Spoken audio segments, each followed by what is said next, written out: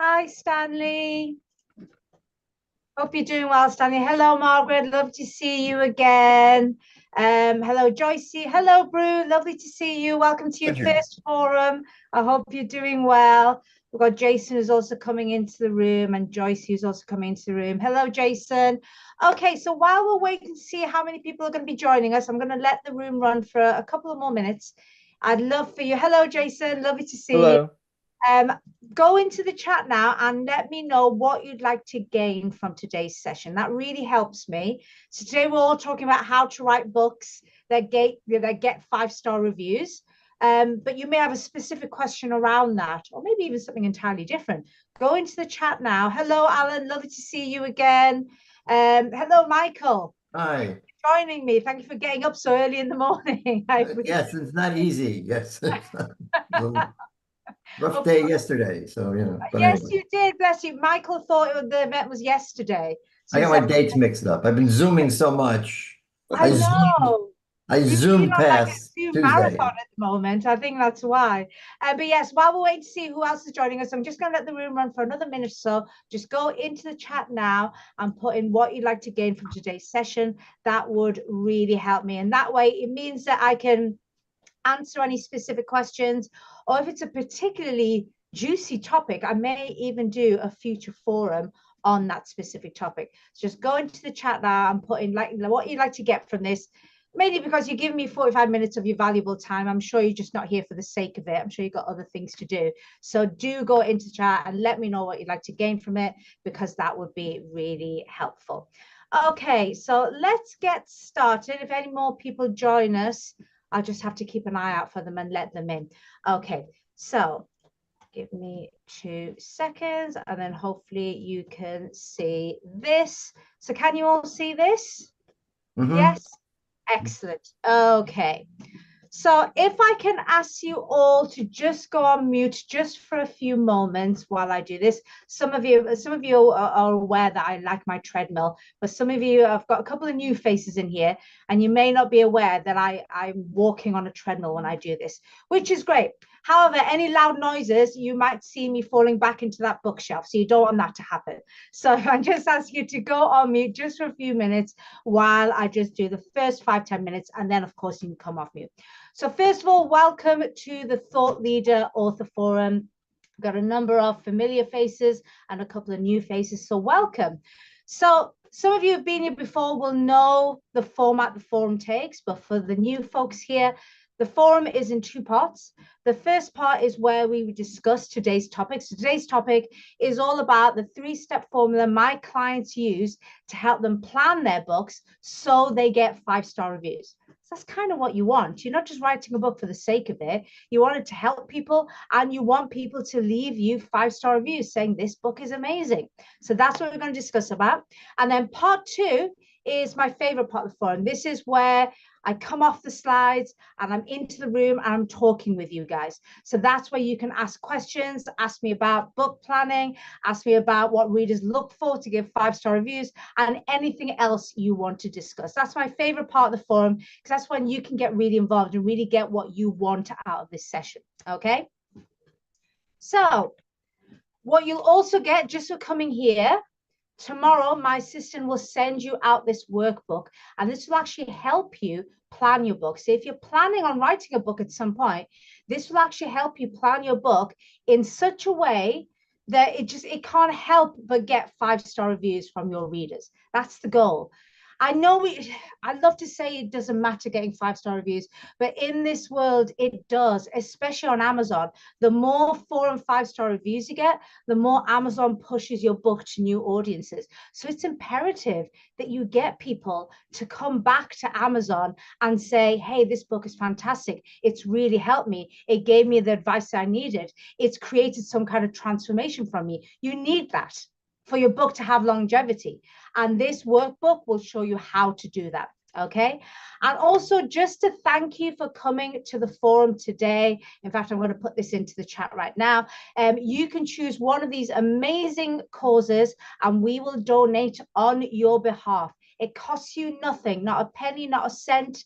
All you have to do is just click on one of these causes and we donate on your behalf. And then you can go away feeling smug because you've done your good deed for the day, basically. And it didn't cost you anything but a click.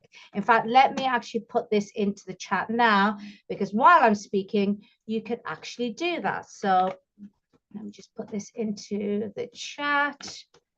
Okay, so let me know if that is working, because sometimes Zoom chat can be a bit funny. Does it work if someone can click on it and make sure they can get onto it? Yes? Okay, I've got a thumbs up. Great. So just go there and you should be able to pick whichever cause you want. The most difficult thing here is trying to pick an amazing cause, because they're all amazing causes. But do pick one and we will donate on your behalf.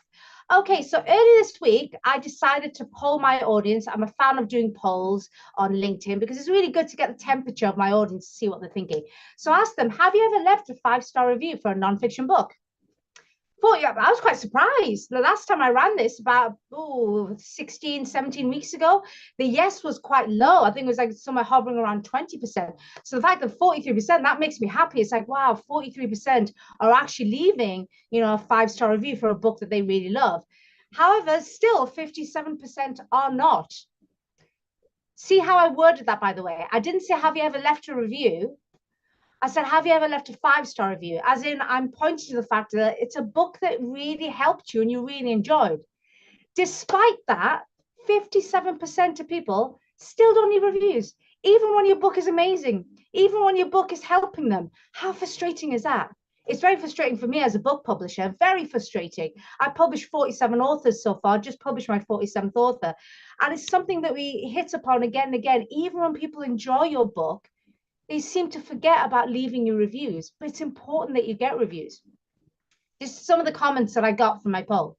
So there's Alexandra, and she says, it's interesting. I probably never left a written review, but one I definitely gave 5 stars to was Dare to Lead by Brené Brown. And all I thought was, I'm sure Brené Brown would also prefer you to leave a 5-star review for their book, to be honest. But this is the reality. There's people who actually think the world of some books, but still don't leave reviews. We've got Alex here who says, I don't think I've ever left a review for a book, but I regularly recommend books I've enjoyed to clients and to friends. Well, that's good. At least she is recommending. She's doing it more word of mouth, kind of in-person recommendations rather than giving 5-star reviews. But that doesn't help the Amazon algorithm. With Alex, I would say, please leave 5-star reviews. You don't know how much authors need them. We've got Justin who says, yes, I have left a 5-star review for a nonfiction book. I find that when a nonfiction book is well-researched, engaging, and offers valuable insights and practical advice, it deserves high praise. That's giving you a bit of a clue here regarding what actually creates 5-star reviews. Okay. And Lizzie says, I love discovering impactful nonfiction books. The last time I left a 5-star review was for Atomic Habits by James Clear. It deserved 5 stars because of its practical insights and actionable strategies for forming positive habits. This should give you a little bit of a clue as to how and why people leave 4 and 5-star reviews. It's when books give practical advice. So how can you compel people to leave positive reviews? Keep this in mind, internalize this. People read nonfiction books to help them achieve something. People read nonfiction books to help them achieve something. They don't read nonfiction books, apart from memoirs, because they sit in a separate category, memoirs and autobiographies. But apart from those, people don't read nonfiction books for fun. I'm not saying, by the way, your book shouldn't be a fun read. It should still be a fun read, but that's not why people pick up these books. They pick up these books because they want to do something or know something. They want to achieve something. You need to keep that goal in mind. If you can help someone achieve something through your book, you compel them to leave 5-star reviews, okay? Think of it this way. Someone is at A on the left-hand side, where they're frustrated about something, or they feel like they don't know something, or they're hindered in some way. To B, by the time they get to the end of the book, they can see the path. They can see exactly what they need to do, or they now know the thing that they needed to know, and they're happy. That's what you need your book to. Your book needs to be the conduit from A to B. I'm going to give you an example. So this is a client of mine. This person isn't, but a client of mine is currently writing a book. And one of the tasks I set all of my clients is to go and research 3 to 5 books that are already similar to what they're going to write about. They're already in the market. And I want them to go and look and see what's good about them, what's bad about them. And that way they can end up writing the best book on the market to date. Okay. So this client of mine, this is one of his books that he picked, one of his books that he wanted to pick and pick apart and find out what was good and bad about it. Now, this book is quite a famous book. I don't know if some of you may know it, The Promise of a Pencil. It's actually a New York Times bestseller. I don't know if you can see, but there's like a little New York Times bestseller sticker on the book. Now, this book has done incredibly well. As you can see, it's got 1,939 reviews. That was as of a few weeks ago when I pulled this screenshots. It's probably gone up since then. And as you can see, most of them are 4.5 stars. However, the reason why he's got such high star rating is because he's got that many. What I get my clients to do is go and dig and find the 3 and the 2 and the 1 star reviews and see what they say. This is quite eye-opening. So this is a 1-star review from this book. Are you well connected with people who work at some of the top consulting firms in the country? Are you best buds with Justin Bieber? Are you wanting to start your own nonprofit? Great, then this book is for you. Adam might mean well, but this guy has no idea what the average Joe's life is like. Once I got to the part in the book where he disclosed now how he's friends with Justin Bieber, I stopped reading and tossed the book in the goodwill pile. Quite damning. Bearing in mind that this book is all about how an ordinary person can create extraordinary change, this person is not ordinary. If you're best friends with Justin Bieber, I don't think you're ordinary. Someone was like 2 stars. Adam Braun, you're not an ordinary person. Dear Adam, I wanted to like your book. I truly did. I love feel-good books about small individuals changing the world. But Adam, you're not an ordinary person. Your family bought expensive places for you in private schools. Few people will ever attend. Your family own nightclubs in New York, have dinners with Wall Street stockbrokers, and are close family friends with Justin Bieber. You have annual fundraising birthday parties and have since you were a teenager. You're offered exclusive CEO positions through your father's friends, even though you have no experience and no relevant qualifications. I'm not making these assumptions. These are the criteria for an ordinary person in your book. You can see why this book is essentially done well, because this guy is very well connected. And the reason he's got so many 4 and 5-star reviews is I assume he's had the money and the clout to get people to leave reviews.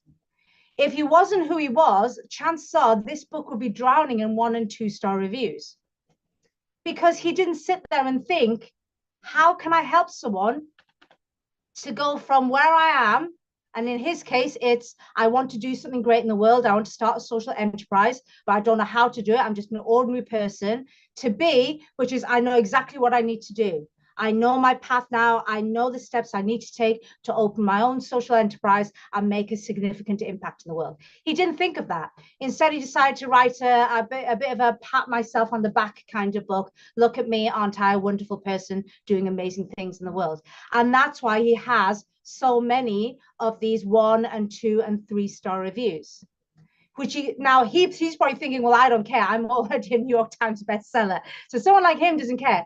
But the rest of us, mere mortals, we can't do what he does and just write a back-patting book and still end up becoming a New York Times bestseller and get loads of 4 and 5-star reviews, because you know people who can give you loads of 4 and 5-star reviews.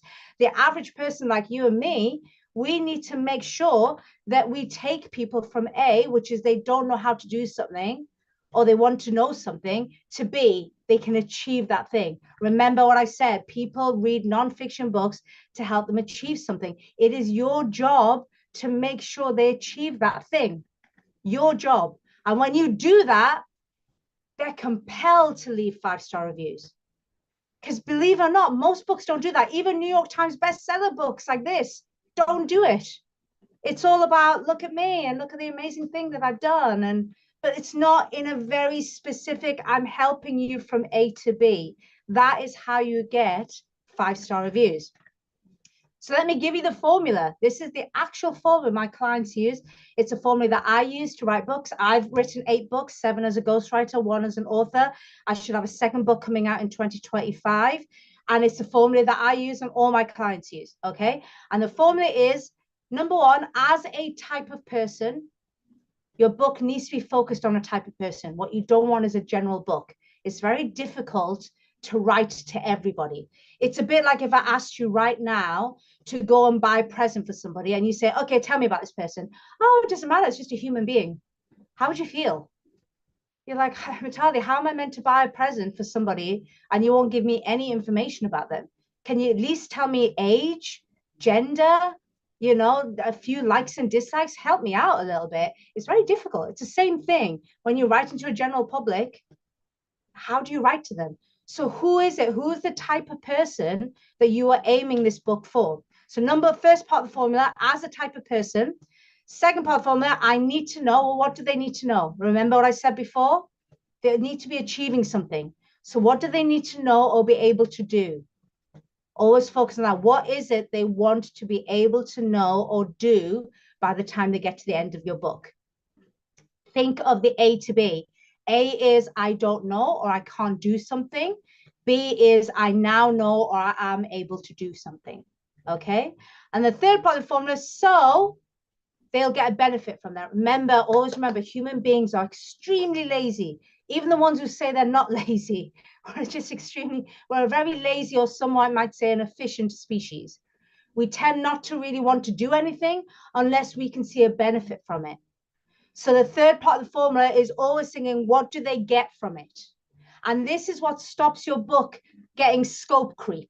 When you have a book that feels like they've just thrown everything but the kitchen sink in there, that doesn't get you 5-star reviews. People don't thank you for giving them a massive tome of this big to read when you could have just given this much thinner book and given them what they need straight away.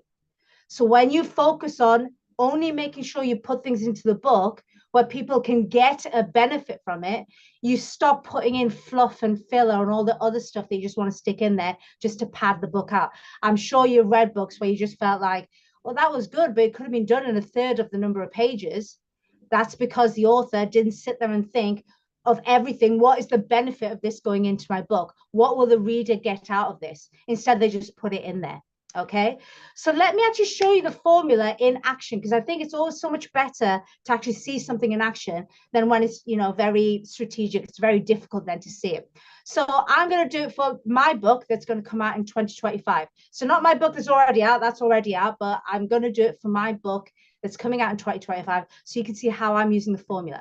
So my core audience is purpose-led budding authors, people who are looking to write a book. They tend to be B Corp founders, social entrepreneurs, ethical business owners, people who are genuinely doing something good with their brand, making a positive impact in the world. So that is my group of people. So as a purpose-led budding author, number two, what do they need to do? Well, they need to write a book that inspires and changes attitudes and turns them into a thought leader. And the reason why, so what is the benefit? These people are busy. They're not just writing a book for the sake of it. What is the reason for them wanting to write a book? So I can get more visibility for my mission and make a bigger impact. That's pretty much the core of why anybody who works with me, that's what they want. They want more people to know about their brand, know about their cause, know about their mission, and adopt the same values. Yeah. So I use this formula. And then what I did was I literally went through and created the formula and went all the way through my book and I planned it. So I figured out, what does a purpose-led business book author, what do they need? Well, first of all, they need to research their book. Why do they need to do that? They need to make sure that the book has guaranteed reader appeal. What they don't want to do is write one huge book with loads of stuff in it and it's just all filler and fluff. Next, they need to know how to plan their book. Why do they need to know how to plan the book? So they're confident that the specifics they cover are that they make sure that those specifics are the right ones to cover and they keep their book on track. Third thing, they need to know how to write their first draft quickly. Why do they need to know that? What's the benefit of that? So they make rapid progress, their confidence is boosted, and they don't give up. And so on and so on. That is how I hope you can see it goes from A to B. Think of A, in my world, A would be, I really like the idea of writing a book, but I haven't got the foggiest where to start. Well, I've got all this information in my head, but how on earth do I get out of my head into something that's coherent in a book? I wouldn't know where to start. That is the A position. By the time they get to B at the end of my book, they know exactly what they need to do and exactly in which order as well. So by the time they get to the end of the book, they're thinking, wow, I'm completely clear now. I know exactly what my next steps are, in what order I need to do it. Now I can feel I can go and achieve it and I can write that book. That's exactly how you need to write your book. That's exactly how my clients write their books. They're always thinking, moving people from A through to B through their chapters. And that is when you get people. Well, here we go. Here's a 5-star review left for one of my authors, Isla, amazing lady based over in the States. And her book's been out for about a year now. So she had this 5-star review within a couple of days of her book launching. And said, this guide takes readers from people pleaser to your true authentic self. I mean, this is a brilliant example of a review because it's actually showing the A to B. In Isla's world, the A is people pleaser, someone who just gives, and is, sadly emotionally abused for that because they just give and they don't get anything back. 2, the B is authentic self, someone who's able to say no, someone who loves themselves over just loving other people. That's the kind of review you want. And I hope you can see why this person was compelled to leave Isla a review, because by the time they finished reading a book, they went from A to B. They went from A, I'm a people pleaser, I just give, and I don't get anything in return, to now feeling like I have boundaries, I can say no. Can you see the transformation? They've gone from A to B. This gentleman, Luke, has actually written 2 books with me. So this is his first book, and as you can see, 5 stars. A wake-up call. That's what you want. You want people to be like, once they finish reading a book, they go, oh my God, I get it. It's like someone's rubbed, it's like my glasses were foggy and then someone's just rubbed a cloth across it and now I can see. That's exactly the kind of reaction you want from your book. A wake-up call. This will not be heading to the charity shop. Yay, a book that's actually not going to head to the charity shop. That's awesome. Another lady, Tiffany, who wrote this book, Protein Inc., about just over a year ago. Everybody should have a copy of this terrific book. Give this book to everyone you know and care about. It's full of valuable information and it will save your life. That's exactly the kind of, and again, that's what Tiffany did. She looked at A to B. A was, I really don't know what I'm putting into my stomach. I'm just eating things. I'm just buying things in the store because it's there. To B, I know exactly what food companies are doing. I know how they market certain foods. I know exactly which foods are good for me and which are bad for me. And the ones that are bad for me, I can now say no to, and I'm not going to fall for the marketing and the hype that food companies do. That's exactly why this person left this review and said, you should buy this for everyone you know and care about because they need to know this information. Okay. So this is the formula. Now you can write this down if you want, but like I said, don't worry, you will be getting the workbook with this formula so you can actually plan out your entire book if you wish to. You will get that tomorrow morning. My system will send this out. But this is the formula. This is the key formula that my clients use to plan out their entire books, the sequence of chapters, because they sit there and think, where is my target reader? Where are they right now? A. And where do they need to be? That's B. And they work out their entire book using that. So the formula is, as a type of person, who are you targeting your book towards? Needs to be targeted.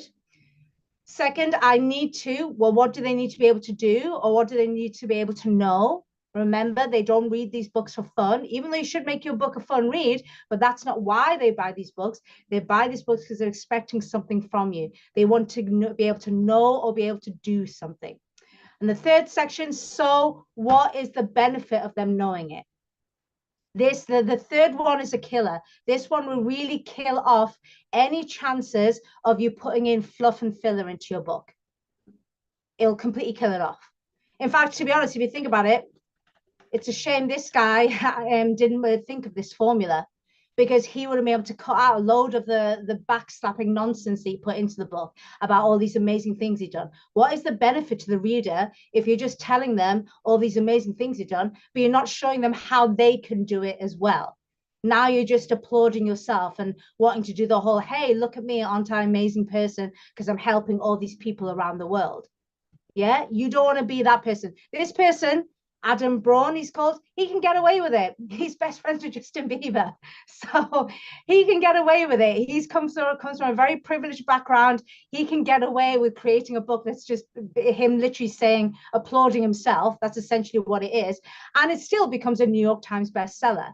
The rest of us, mere mortals, we can't do that. We need this formula to really make people have transformations, which is exactly what you want as an author, but also not only just have those transformations, but actually come back to you, leave you testimonials, leave you reviews, and that way more people can discover your book. Okay, so let me come out of this. I'd love to know what your thoughts are on this.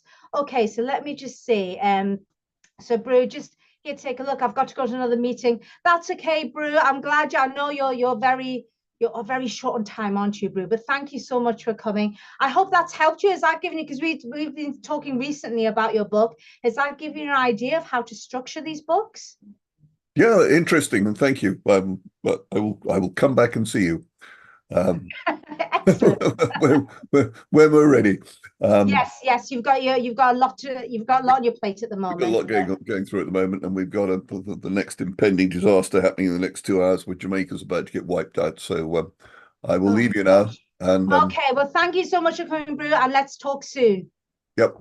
Excellent. Look forward to it. Thanks a lot. Cheers, everybody. Bye. Okay, so what are your thoughts? I'd love to know what your thoughts are. I've got Jason here because I'm wanting to write a book. Excellent, Jason. You're in the right place. Has that given you some ideas? Has that given you how to help you structure a book? Yeah, no, it's really good stuff. And it's so basic that I know. but when people ask me, they say, like, is that it? So I just have to, it's like, yes, believe it or not, you just need to put yourself into the shoes of your reader. And they go, is that all? I know some people come to me, it's like, I don't know what bits to put first in my book and what bits to, and it's like, well, instead of thinking about yourself, how about you just think about your reader? What do they need from you and in what order? Yeah. And as soon as you do that, it's like, is that all I have to do? Yes, that is literally all you have to do. But some of the most profound things in the world are simple. I think that's the key. And it is, I'm always amazed how many people complicate the whole book writing process. Or I have some people who become slightly narcissistic and they put it into their timeline. So what they want to say first, it's almost chronological. And I say, okay, there's nothing wrong with writing a book chronologically, especially if you're writing more about yourself and your life. But still think about the reader. The reader may not need you to tell them things chronologically. They need to tell you things in order of what makes sense so they can take the next steps. Say if that mirrors chronologically with your life story, then great, but it might not. I have had many clients who've written their life stories, and yet in their books, they're jumping around all over the place. Because what they needed to teach in the chapter 1 was something they went through just 6 months ago. What they need to teach in chapter 6 is something they went through in childhood. So they actually abandoned the whole chronological way of doing chapters, and they realized, actually, I was being a bit selfish there. I need to think about my reader and what they need to learn from me and in what order they need to assimilate the information. So I'm glad that's helped you, Jason. Glad that's helped you. Yeah, very helpful. Thank you. Excellent, thank you. Focusing on what distinguishes between authors in respect of what you see are the distinctions that move from good to exceptional as it relates to the reader: length, focus, amount of various topics. Okay, that's a good one. So length, I would say, I never ever tell any of my clients, Stanley, what length their book should be. The reason why is as soon as I tell them, oh, you need to write 45,000 words, what will end up happening is people who have a lot to say and it's all important, they start cutting stuff out, which is actually good stuff that needs to be in the book. Or the opposite, there's people who've only got 25, 30,000 words and they go, oh, Mitalis told me I need to write 40,000. And then they start adding all this fluff and filler and nonsense that people don't want. I remember a mentor of mine many years ago when I was copywriting, and I asked him, what is the optimal length of a sales page?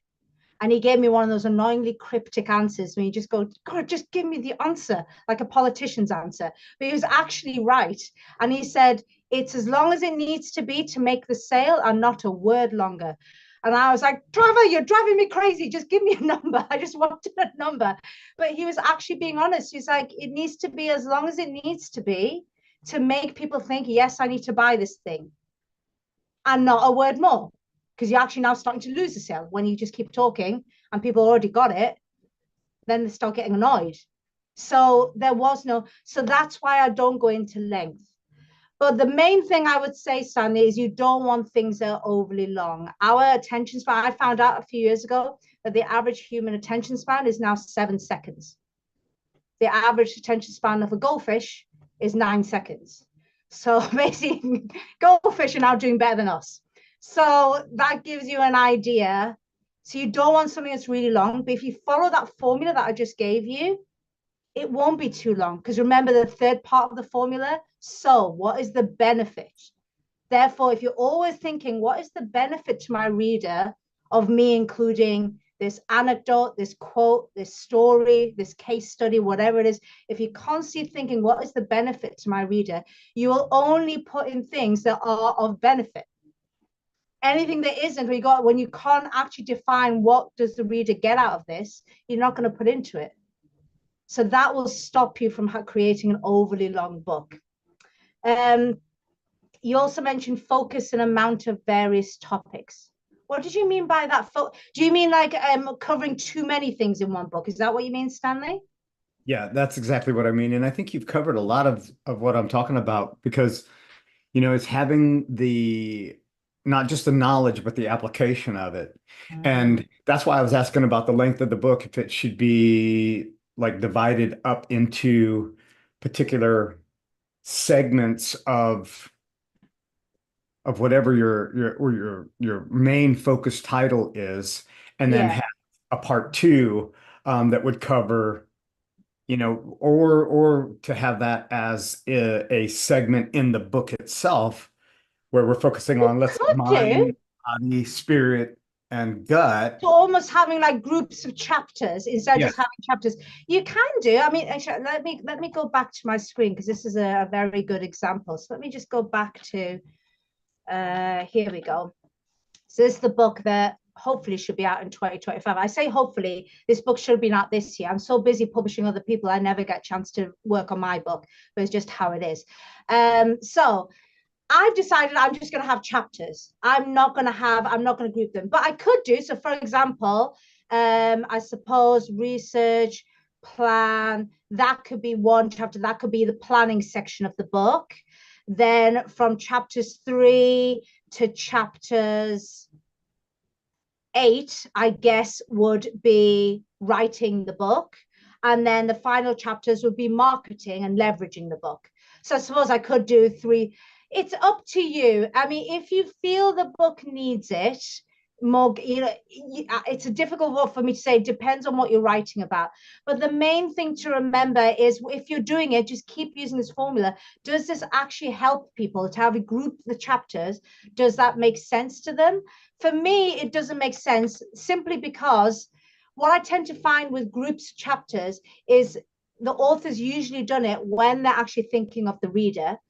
They've usually done it because they want people to be able to, they don't have to read the entire thing in one go. So maybe if someone, for example, if you're doing a book on health and you've got 2 parts of it, the first part of your book is all about nutrition and the final part of your book is all about exercise. Now, it could be that you want your readers who feel not that interested in nutrition, or maybe are interested, but it's not their main thing they're thinking about, it's exercise. They can just jump to the exercise portion and just read those chapters. And those chapters make sense, even though they haven't read the earlier nutrition portion.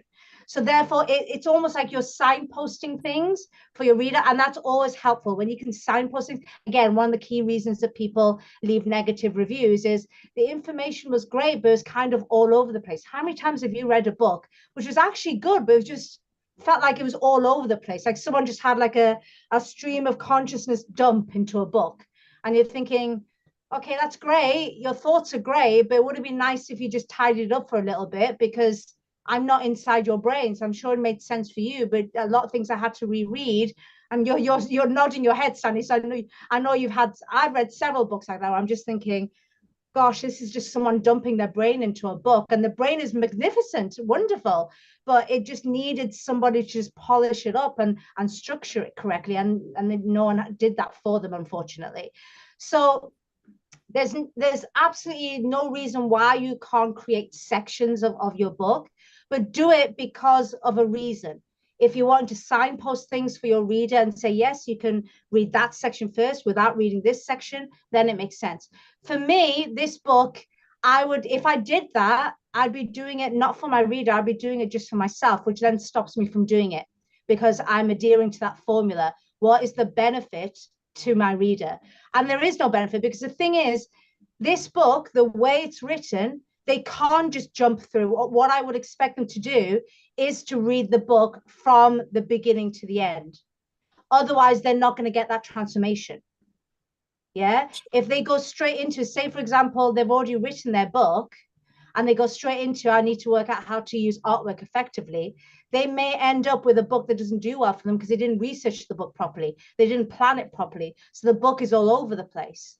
So I would say in my introduction chapter, I would actually say, please don't just dip into parts of the book. Read it from the beginning to the end. Even if you think you already know the beginning chapters, I want you to read them just to make sure you haven't missed anything. But then other books are written so you can drop in and out and read things out of order, and that's fine too. And again, you signpost things in the introduction chapter. So what my clients do is we always spend time in the introduction chapter letting our readers know how to use this book. That's another thing, actually, that's an extra thing as well. Think of these books as manuals rather than just books. You're giving people a manual on how to achieve something, okay? Now, some manuals, well, I'm sure you've read manuals before, where it's like you have to read the entire thing for it to make sense. Other manuals, they say, no, you can just dip into the bits that you want, and that's it. So again, that's what you need to do. You need to signpost for the reader. But I hope that answers your question. There's nothing wrong with you doing, you know, grouping your chapters and making sections in your book. In fact, my last author, Frank, who I've just published, he's got 3 sections. He's got, gosh, I think he's got somewhere around about 16 or nearly 20 chapters, but he's grouped them into 3 sections. But it made sense because he's signposting it for the reader. But you don't have to. I won't be doing it. I haven't done it for my current book, and I'm not going to do it for my future book either, because it doesn't make sense. I'll be doing it just for the sake of doing it. So as a publisher, Yes. do you get the permission from your authors that you're working with to be brutally honest, to save them from making those mistakes, so that you're proofreading it and going, hey, look, I like your content, but I love you more, so take this stuff out. Okay. And that's Yes. you know, I'm reading a book right now and I'm at like page 100, Yeah. and I've already read the same stuff, and I don't want to stop not reading the book because I bought the book for that purpose. And Yeah. I'm like, okay, we covered this in the first 3 chapters. We're in chapter 7. Please spare Move on me to a little something bit else already. Yeah. of Yeah. yeah. Yeah, I think like repetition is a good thing when you're doing it on purpose to hammer something home. But when Yeah. it's just repeated again and again, yeah, it makes people think, did you forget that you've already told me about this? And Right. and that's not good. That instantly makes you think this author isn't a professional author, it's more of an amateur. And also it hasn't gone through any kind of developmental editing, because surely a developmental editor or somebody, or if they're working with someone like me, we would pick that up. I would actually say wouldn't even get, because you said something like, would I at the proofreading stage, at that stage, would I say why you're repeating? We wouldn't even get that far, because the most important part of the book is the planning. That's what I call like the foundation of the house. No one sees it, but that's actually, it's like a house. You walk into someone's house, you don't see the foundation, and yet the house wouldn't work if the foundation wasn't right. It's the same thing. So we plan out the book meticulously and we mind map the book out. So on the mind map, I'll be able to see when there's repetition going on. And that's, again, something a lot of, especially first-time authors, they have no idea.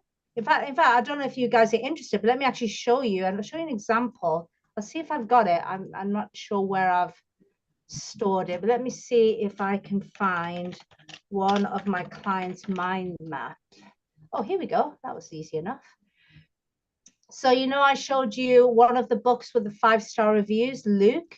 Let me actually show you his mind map. He actually printed it out. So can you see his mind map? Can you see the level of detail? This is what we did. We mind map. Each chapter we split out into exactly what he's saying. And he was actually then, when he was writing it, as you can see, he was then marking which sections he'd written, so he knew what was the next section he needed to do. But this is what we do, and that way we have almost like a bird's eye view of the book. And that way, what you've just said, Stanley, it wouldn't happen. Because even before he'd written it, this is, by the way, this is before he's written a single word. I would go, hang on a minute, you've already said that here. Why are you saying this here again? What is the point of, why are you hammering a point home for a reason? Because here you said this, or are you just now repeating something which you shouldn't be doing? So we would actually be able to iron out any repetition or meandering at this stage before he even wrote the book. So yes, what I don't like doing is at the proofreading stage, telling somebody, they need to rewrite, because not only is it overwhelming for them, it's overwhelming for my team, because if they rewrite the book, then it has to go through editing and everything all over again. So we actually nip all these issues in the bud at the planning stage, so that by the time they write the book, it's structured correctly and they don't have to worry about a thing. Does that answer your question? Let me come out of this. Yes, and that brings up one more question. I don't want to hog the time, but right. Is there a tool, because you've brought up using AI, is there a tool that you implement or you have your authors implement where they can put their material in, and that AI now can also do some checking, or no, this is a human element? Are you talking about the mind mapping here? I'm talking about the content of the book. So let's say we're putting our chapters in, and the AI assist versus a human going through that tedious process, or is that something that is utilized? Let me just say, so we're using, I mean, if you're talking about making sure the prose is correct, we use Grammarly, which now has its own AI. Okay. I think they actually use ChatGPT. It's kind of, they bought it, but so all my editors are using Grammarly, which has its own AI inside of it. So it's using that. If you're talking about the mind mapping, no, I don't think we've got that yet. I always keep my ears to the ground when it comes to new AI, especially within the publishing world, because it's fun to use. It's amazing what can be done with AI now. But as far as I'm aware, so far, there isn't something that can automatically work out that you've repeated yourself previously. Not yet. Not yet. I'm sure it will come out soon, but that is something that you would need to check yourself. But like I said, what we do is, because we do the mind mapping to such an extent, we can actually see when something isn't working before you've written the book anyway. So that shouldn't be a problem. It shouldn't be a problem. Now, I mean, the thing is, I have had only one client who I struggle to keep in line. You always get one client, don't you? When you sit there and you think, why are you paying me money if you're just going to do the opposite of what I tell you to do? Like, you could just go and do that yourself and save yourself a load of money. But, you're always going to get the clients who, I don't know why, but they don't really listen to you. So I did have this one chap who mind mapped his book, and we were like, right, it's done. And then he started writing it and then decided to deviate from the mind map. And it's like, well, what was the point of the mind map then if you're just going to do a stream of consciousness? So with him, we had some issues where he'd repeated himself. And I said, do you see what the problem is now? This is what happens when you deviate from the mind map. But we only had one person who did that. So hopefully, fingers crossed, doesn't happen again. He was lovely, but a bit of a nightmare, a beautiful nightmare. That's exactly what he was. Any other questions? No? Okay. Hello, Alan. Lovely to see you. Hope you're doing well. I didn't get a chance to say hello to you before. Okay, well, let me show you something. So I would love to speak to any of you if you are planning on writing a book. What I'm able to do for you is I hold book idea audits. It's something I'm very passionate about, because I've met so many people who've actually written a book, and the book wasn't the best book for them. It just wasn't the right book for them. And they've gone through all of that time and effort and money publishing a book, and it wasn't even a great idea. So I hold book idea audits where I can speak to you for just half an hour to 45 minutes, and we can go through your book idea. And I'll promise to be brutally honest. If it's a terrible idea, I will tell you it's a terrible idea, and I may even help you with some good ideas for your book, because the book isn't just about, a lot of people just kind of write a book because, oh, I've got a great idea, I just want to write a book. Yeah, that'd be wonderful if we lived in a world where you just write a book and that was it. That isn't the case. Books can take time and effort for you to produce, and you need to make sure it's a book that not only helps people, but also does you good. It furthers you in your business, your brand, your career, whatever it is that you're doing. So the book has to have a dual purpose. It needs to help your readers, and it needs to help you to get you to where you want to be. So we can go through that, and we can either mastermind a great book idea, or if you have a book idea, I can basically rate it and tell you whether it's good, whether it's great, whether it's terrible, and we can help you solidify on a book idea. So let me show you how to book yourself in for one of those. Okay, so let me just go back to here.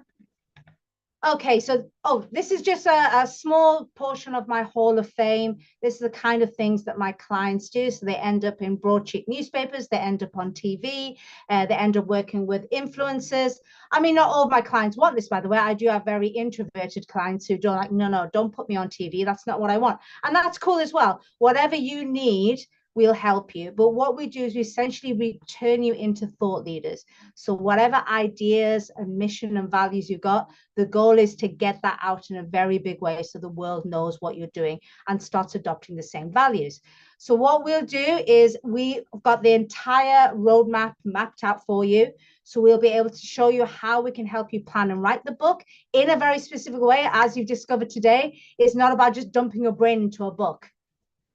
Not the best way to write a book. You have to plan and write your book in a very specific way, designed to turn you into a thought leader and designed to create real impact with your readers. Okay, and then we look at the editing, design, and publishing side of it. So we'll go into how we can help you edit, design, and publish the book to professional standards.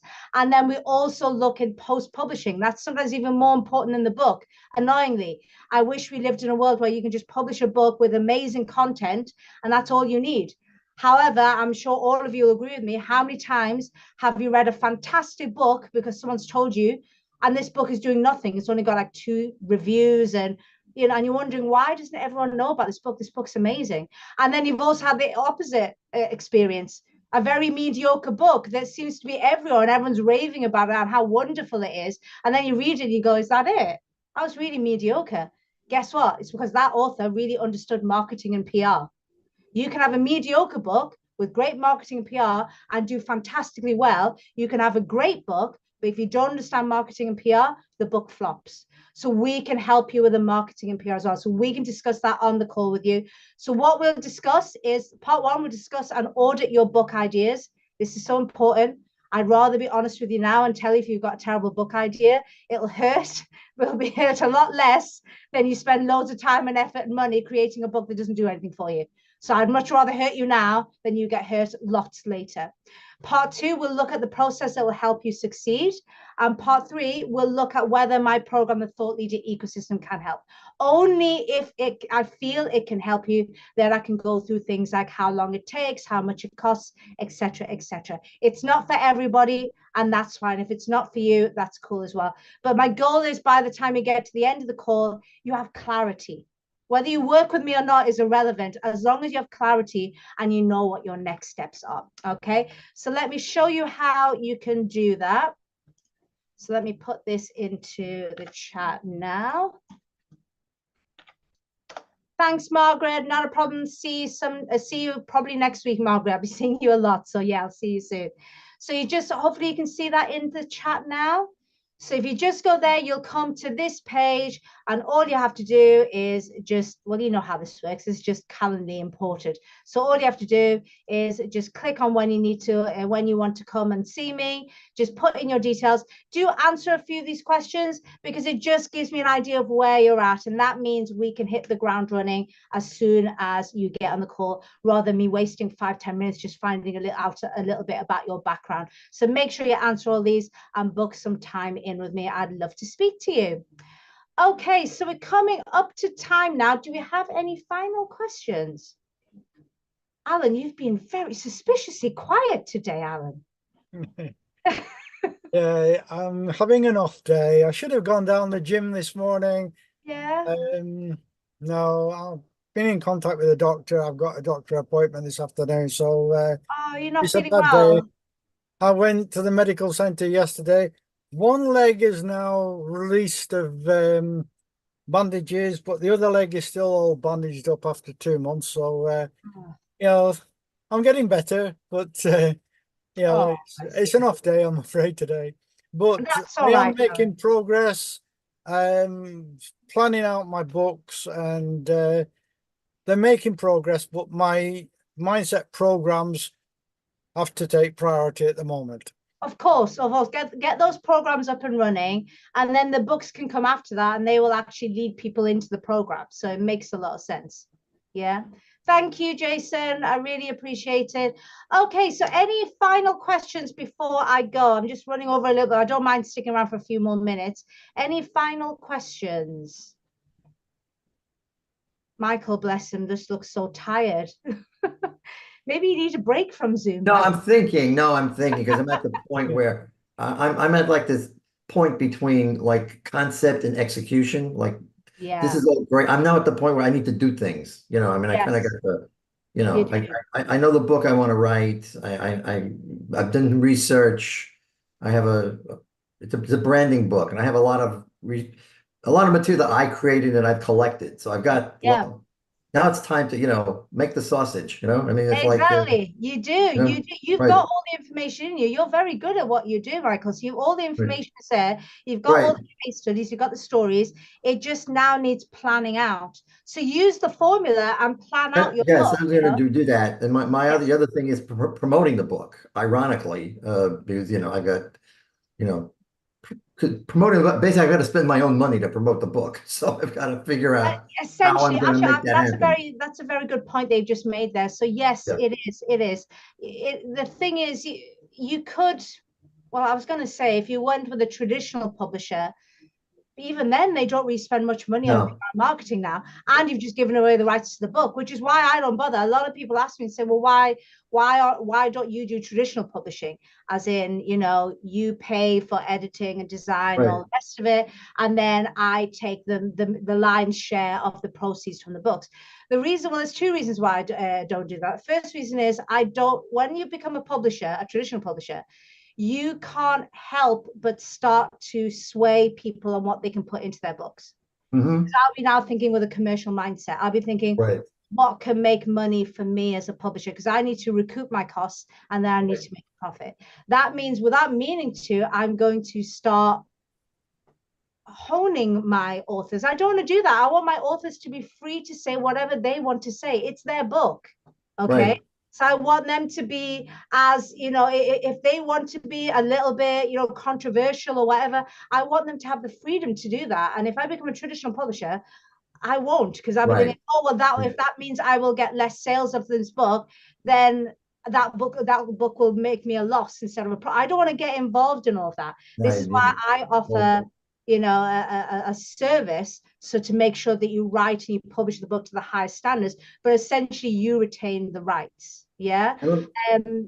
And yes, you will need to market the book. However, that's not a bad thing, and you have to remember. No, I just have to plan for it. That's That's it. Have you got a copy of my book, the one that's already out, the Freedom Master? No. You can go and get it now if you want on Amazon, but wait a few weeks, because the third edition is coming out in a few weeks. So I'd rather have the newest edition. Yeah. Okay. And then what I'll do is I'll send you a copy of it. Oh, great. Thank you. That will show you there are ways of marketing your book that doesn't actually cost you anything. Right. Yes. Yeah, there are ways of marketing it, because remember this. Thank you, Stanley. I always say, like, if you're in the traditional book world, so say for example you're J.K. Rowling and you've written the Harry Potter books, she is in what I call the traditional book industry. In other words, that is, the book itself is the money maker. So therefore you have to get into things like adverts on Amazon. You're in the volume game. Whereas what you're doing, you're writing a book on branding, and you're a branding expert. So you're not really in the volumes game. I always say with my book, I'd rather just 10,000 people who like me, who are in my target market and who are interested in work with me. I'd rather just 10,000 of those people read my book than millions of the general public. Right, yes, For the general yes, right, public. exactly, My yeah, book is for social entrepreneurs, B Corp founders, ethical business owners. It's not for the average Joe on the right, street. It's not. So you're not in, be aware of that. When you think marketing, oh my God, I'm going to spend loads of money. You don't spend a huge amount of money because you're not trying to be J.K. Rowling. You're not in the volume right, game. You're trying to get your book to the right people, the people who need branding. right. I was And gonna that's say, you. well, actually, J.K. Rowling had a lot of trouble getting the book published initially. I believe it was the 11th publisher. Is it Well, 11th I used to publisher? work for Scholastic. Oh, yeah? My first job was at Scholastic, and they were a children's publisher, the very big children, and they did children's books. They never did a mass market book before, and they, they thought it was just another children's book, so they just kind of slotted it in, and everybody was surprised when the sales took off. So that was kind of it. Like even J.K. Rowling had the same problem. And I'll share for a second. I want to share my personal experience with it because I did initially with the book, which was years ago. We don't need to get into why it was years ago, but I did sort of shop the book around, and the reaction I always got was, "We love the book, but nobody knows who the hell you are." I remember you said it. It's Right. that So it this was, is it was what, me. this is what traditional publishers now do. They Right, will I was the problem. The book was Yeah. great. They loved the book. No, they said this is a great thing. We blah blah blah blah blah. I said, but Yeah. nobody knows who you are. We can't sell this because you're, That's a sad reality we live in now. Now you feel that Yes. this is why you see so many reality stars who've got Right. Yes. Right. and you're thinking, oh my God, you can barely string two sentences together on Right. TV. You're an idiot. How Why are you are you author of television? 4 books, Right. But this is because Right. they already have an audience, because if they're, they've been able to Right. leverage their audience from reality TV, they Right. probably have big social media profiles now. So that is why you now have even big publishers like HarperCollins just literally throwing book deals at people who Mhm. don't even want them. And then there's Mhm. people like you who've actually got something important to say, and you Mhm. can't get a book deal. But sadly, that's the world we live in now. If you I know. have an audience, even if Yes. that audience from a reality TV show or something like Right. that, Yeah. that now holds more sway with a publisher than Sure. the content of your book, sadly. Which is why I don't get into traditional publishing, because I know if I became a traditional publisher, sadly, that's what I would become. I would, if I saw, if 2 people came to me with their books, and I saw one was a fantastic book, but this person didn't have an audience, and the Right. other one was just another boring, mediocre book, but this Right. person has 10,000 followers on Instagram, guess who I'm going to be compelled to work with? And The person with the following on Instagram. And I well, don't then want that right. public. And the irony is, I wonder like how many people actually read those books. I mean, I don't think they even, I don't even think they read those books properly. I I think think they it's just more buy like, them because it's by somebody they've seen on television or Yeah. something, and maybe they read a portion of it, but they don't, so it's just, it's like a souvenir. It's I like, think it is. I think it's more like merchandise, isn't it? It's like right, having yes, it's a like buying a person. t-shirt. Yeah, right. Yeah, I think that's Yeah, what it is. yeah. But yeah, I hope that answers your question. That's why I don't, but honestly, don't feel bad about that. I mean, I will send you a copy of my book, the 3rd edition, once it comes out. Give me about 6 or 7 weeks to get it Yeah, done. sure. Yeah. And that will, there's so many tips in there that doesn't involve you spending money, because remember, you're not in the traditional book business. Right. You're I just want to get attention. using your book as a clever marketing tool for Right. existing branding business. So there are things that you can do with your book that literally involve no money, Right.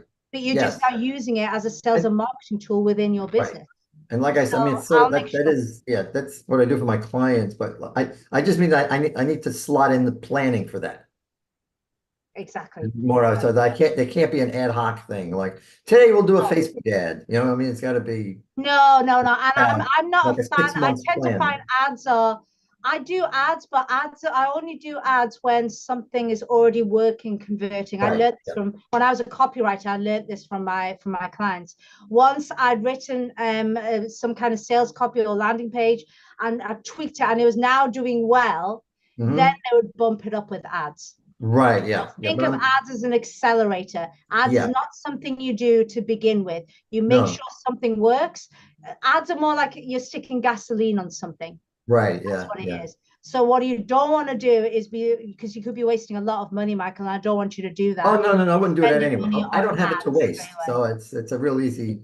I'm just saying that it's part of the author process. It's Exactly. like your job doesn't stop once the book is out. There's another. Oh God, it goes There's on. another It goes leg. on. There's another leg to this. You have to build into your overall planning. So what I would like to do is come up with like a 6-month plan. whatever it I'll is. make sure you get a copy of it because that will really And help you create So a when the plan. next one comes out, I know what I'm doing for the next 6 months. So, Exactly.